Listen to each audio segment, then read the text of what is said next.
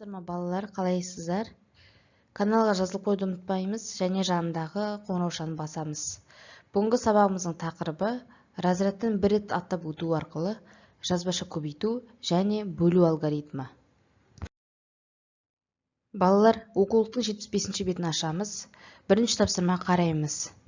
Вольфганг Амадей Моцарт австриялық композитор және музыкант виртуоз. Ол ең танымал классикалық композиторлардың бірі. Моцарт 17 жасқа келгенше 4 опера, одан 3 есе артық симфония, симфониядан 2 есе артық соната жазған. Осы уақыттарда жас композитор барлығы қанша ірі шығарма жазған? Бізге балалар есепте опера белгілі, симфония операдан 3 есе артық, демек симфония 12.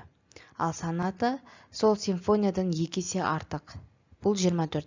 Енді барлығын қосамыз балалар. Сонда Моцарт 17 жасқа келгенше барлығы 40 ірі шығарма жазған екен балалар.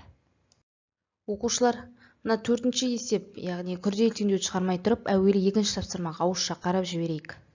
Оқулықтың 75-ші беті.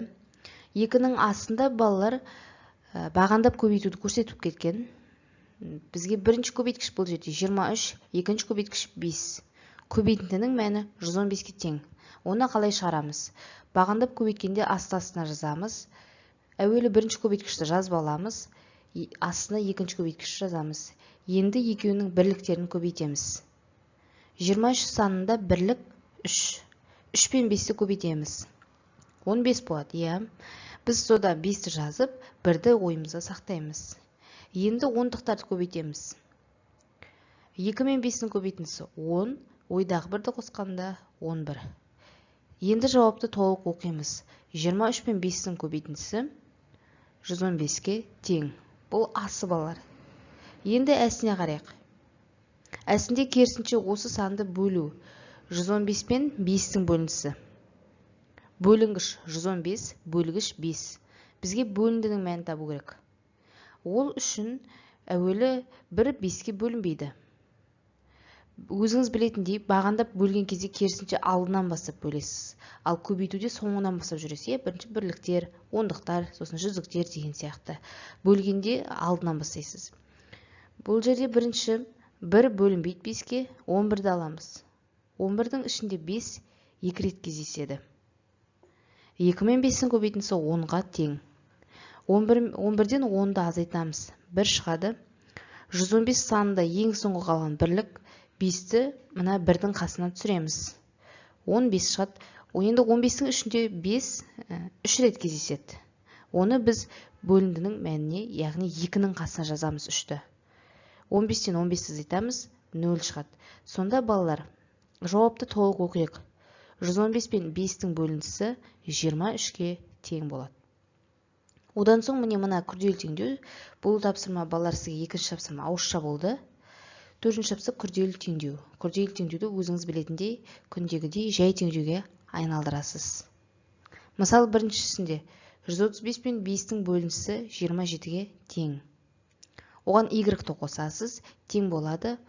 Бұл жерде 542-ні солай жазып аласыз. Барлық күрделі теңдеуді балалар осылай орындаймыз. Балалар, 4-ші тапсырма күрделі теңдеуді болсақ, енді 5-ші тапсырмаға қараймыз. Атына қарайық, мәтін есеп. Классикалық музыка концертіне бірінші күні 26 билет, ал екінші күні одан 5 есе артық билет сатылды. Демек, бұл жерде көбейтеміз балалар, екінші күн табу үшін. Ал бірінші және екінші күні қанша билет сатылған болса, үшінші күні де дәл сонша билет сатылды. Сұрақ, 3 күнде барлығы қанша билет сатылды? Әрине, барлығын табу үшін балалар біз қосамыз. Бізге ол үшін бірінші күн белгілі 26 билет, екінші күн одан 5 есе артық. 26 мен 5-ті көбейтеміз. Яғни екінші күні бізде 130 билет сатылды. Ал бірінші және екінші күн қанша билет сатылса, үшінші күн сонша. Демек, үшінші күні 156 билет, екінші күн 130, бірінші күн 26 билет сатылды. Есептің жауабы 3 күнде барлығы 312 билет сатылды. Оқушылар, олай болса, 5-ші есептің әсін жалғастырайық. Бізге өрнек берген, сол бойынша біз есеп құрастыруымыз керек. Міне, біздің оқулықта өрнек 26 мен 5-тің көбейтіндісін тауып, одан 26-ны азайтамыз. Енді есеп құрастыру керек. Бұған қалай есеп құрастыруға болады? Видео сабаққа қарайық балалар. Айдос дүкеннен 26 теңге тұратын 5 қалам сатып алды. Біраз уақыттан соң бір қаламды дүкенге қайтарып берді. Айдос 4 қалама қанша теңге төледі?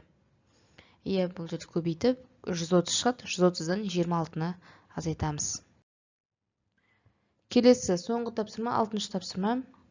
Бағандап көбейтесіз. Тексеруді орындаймыз. Яғни бағандап бөлу арқылы тексеруімізге де болады балалар. Сабақ түсінікті болды деп ойдамын. Сау болыңыз балалар.